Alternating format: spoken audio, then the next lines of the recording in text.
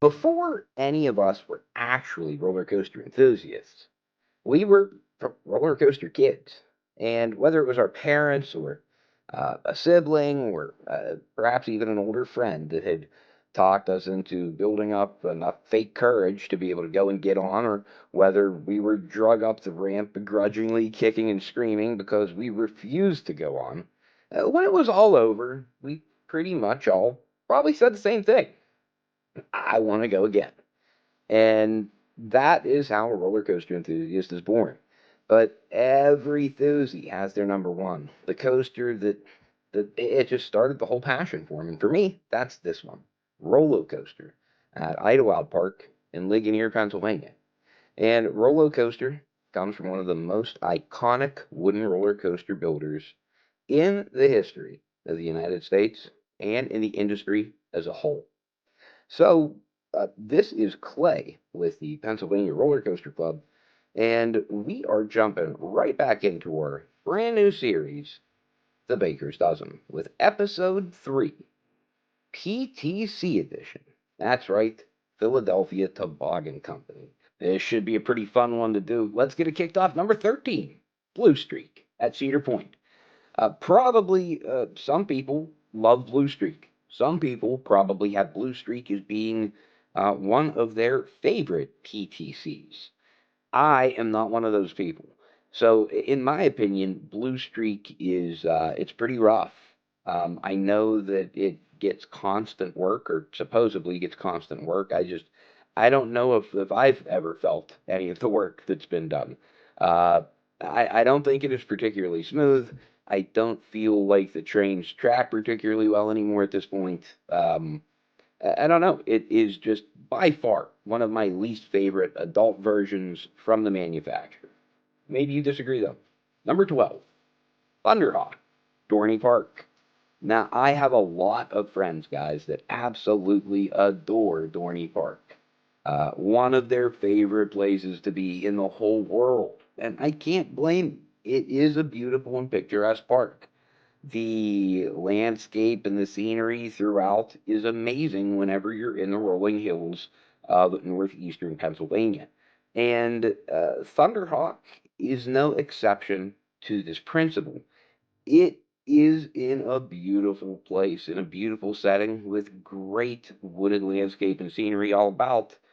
It's just the transitions aren't very good, and quite frankly, the best opportunity that you have for elite ejector airtime is trimmed all to the high heavens. So yeah, that's gotta knock Thunderhawk down for me. Number 11, Screamin' Eagle at Six Flags St. Louis. Now, Screamin' Eagle is actually one of the longer PTC full scale, full size Woodies. And this out and back, it goes through the woods, past grandmother's house, and it does not pass go and collect $200, but it is pretty fun.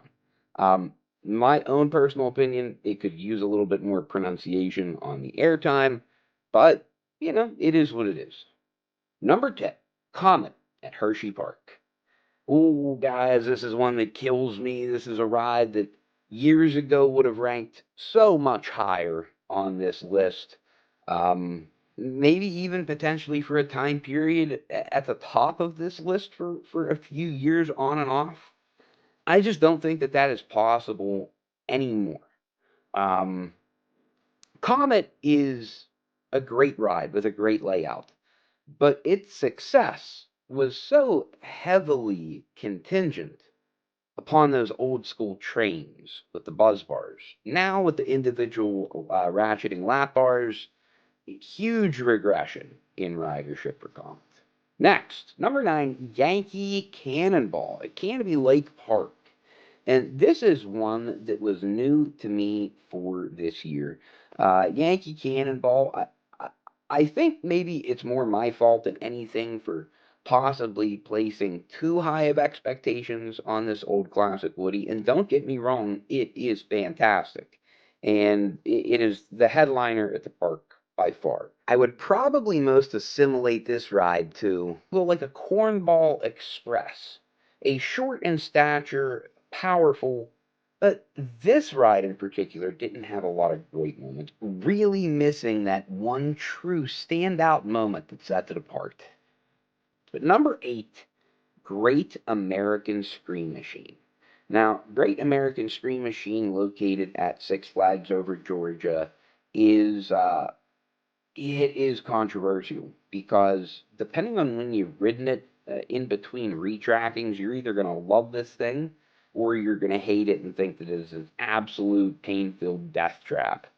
Um, I know because I now have two varying opinions on this ride. The first of which was this is a death trap and a torture device.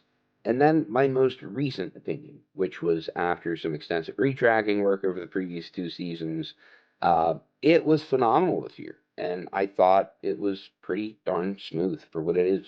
If they continue with this type of maintenance schedule, though, this could go up. Number 7, Wildcat at Lake Compounce.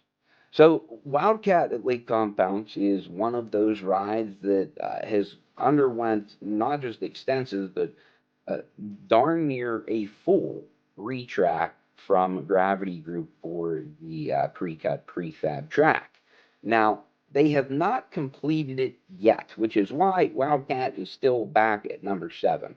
Um, as a little bit of a teaser, I think that it is safe to assume at least 2 to 3 spots could still be risen by Wildcat once they finish the last, I would say, third to 25% of the ride. Um, the very, very ending is still pretty rough. So, once they get this 100% complete, no reason that Wildcat doesn't make a perfect pairing with Boulder Dash for a great 1-2 punch up there in New England. Number 6, the Racer and Racer 75. Guys, these are really, well, the Racer being the ride that saved the roller coaster, and Racer 75 being a clone of the ride that saved the roller coaster. So, both of these rides obviously being opened at a Kings Park. And, you know, this is a great ride, especially in recent years with both Kings Island and Kings Dominion doing the retracking. They're great. Number 5, Cannonball at Lake Winnipesaukee. And guys, Cannonball is, man, this is a fun ride. The buzz bars, paired with some of the profiling of some of these bunny hills and progressive rolling hills, it is really a fun experience. This is one of the better small park wooden roller coasters in America. And if you are ever down in the South and you're ever traveling through Alabama, Georgia, etc., try to take some time, make a detour, hit Lake Winnie, check out Cannonball. Next up at number 4, Swamp Fox at Family Kingdom. So, speaking of great small park wooden roller coasters, I would be remiss if I didn't speak about Swamp Fox. So, Swamp Fox, again, using the traditional buzz bar restraint, this ride has some absolutely phenomenal airtime, including a few really strong pops of ejector that you just probably wouldn't expect to get on an old PTC like this.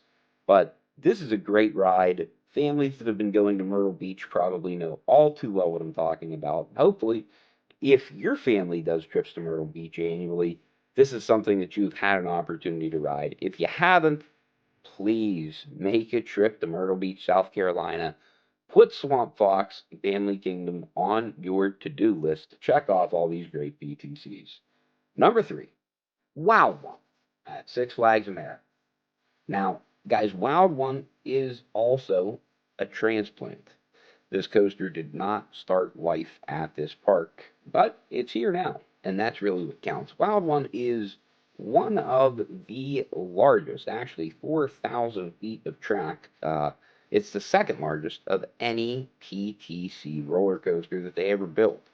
And, Wild One has a tremendous level of intensity. This would kind of be like the PTC version of the Boss, except for the Wild One is actually re-rideable.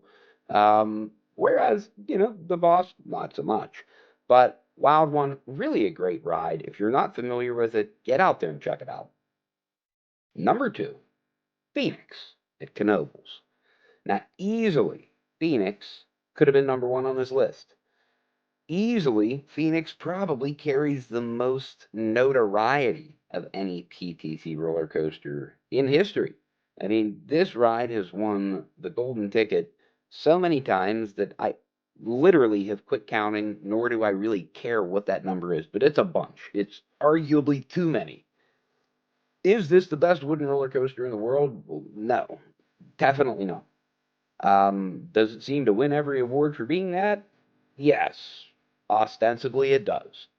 But it's still a great ride. The airtime is sick. It's just not the best PTC ever made. That would have to be number one. Yet our third transplanted roller coaster in a row. That seems to be a growing tradition with these great PTCs. The great ones have been worth saving. And Comet, man, no different. This is the longest PTC that was ever built. Coming in at close to like 4,300 feet of track. I mean, Comet is a long, long ride. And the airtime is so graceful, so amazing, so sharp. Tremendous profiling all throughout this ride. And the pace that you're still able to keep as you are traversing the turnarounds to start to come back on this double out and back. Um, Man, it's just electric. It's a great ride. And most of the time, I would recommend riding a wooden roller coaster in the back to get the absolute most ejector airtime you can off the drops. But Comet, this is one of those rare rides that I actually recommend the middle. And if you're not a middle rider on Comet, please check it out. Comment below at some point or send me a message. Hit us up on X. Let us know. Do you like Comet in the middle, the front, or the back? Guys, we thank you so much for watching. Please don't forget to like, share, and subscribe. And leave a comment below. What do you think of our list? How do you rank them? Till next time, we'll see you out there. And as a little postscript, guys, if you're interested in checking out some more content, some of the other crazy things that we do, check out this video right here, where we try to uncover the best 1, 2, 3, 4 punch in America. Or this one about Hershey Park.